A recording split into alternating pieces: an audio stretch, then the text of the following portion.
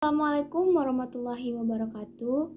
Good evening everyone. My name is Diva. My identification number 2110 73 10 and 15. On this video, I would like to tell you about input and output in second language acquisition.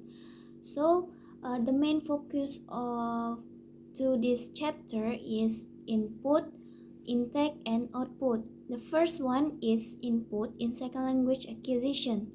Input, hypothesis proposed by Stephen Krashen in 1982. In its input hypothesis claims that exposure to comprehensible input is both necessary and sufficient for its SLA to take place. So this is linked to the hypothesis are two further ideas. The first is speaking is result of acquisition and not its cause. So if input is understood and there is enough of it, the necessary grammar is automatically provided. So at one point, Christian proposed the three stages in turning input into intake. The first is understanding a second language form, and then the second one is noticing a gap between the second language and interlanguage rule, which the learner currently controls, and then the third one is the reappearance of the form with a minimal frequency. So we can conclude that input plays a crucial role in second language acquisition, as learners need exposure to the language in order to internalize its structures, vocabulary, and grammar rules. So the next material is intake. Intake in second language acquisition refers to the input that learners actively process and comprehend. It is language that learners pay attention to and understand during the interactions with the target language, whether through listening or reading.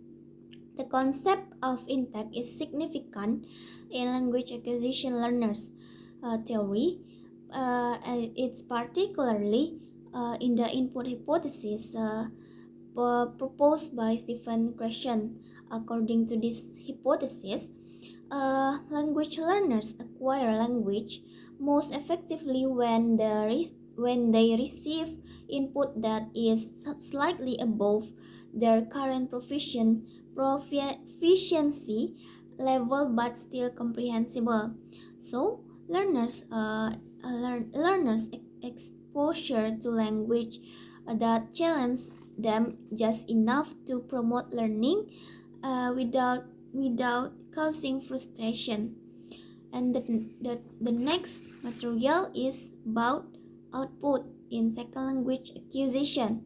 Output hypothesis advanced by Swen in 1985 makes a number of claims which are beyond the practice function of output and which have to do with development of interlanguage system, and not only increase efficiency in using it, but Swen proposed three further functions for learners' output. The first is the noticing or triggering function, or what might be referred as the consciousness raising role.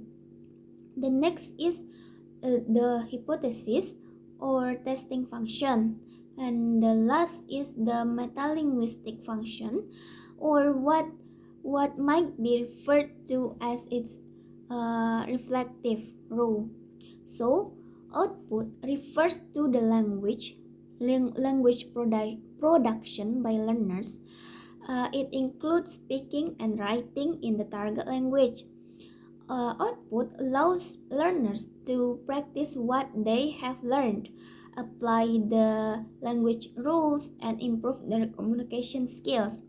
So, for the three part of the main focus on this material, we can conclude that input uh,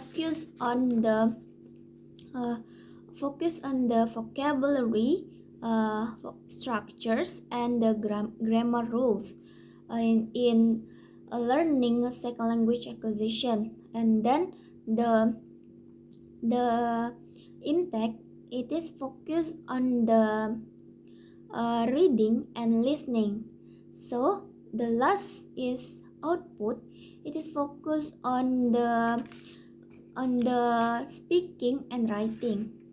So I think that's all for my explanation. Thank you for your attention. Assalamualaikum warahmatullahi wabarakatuh.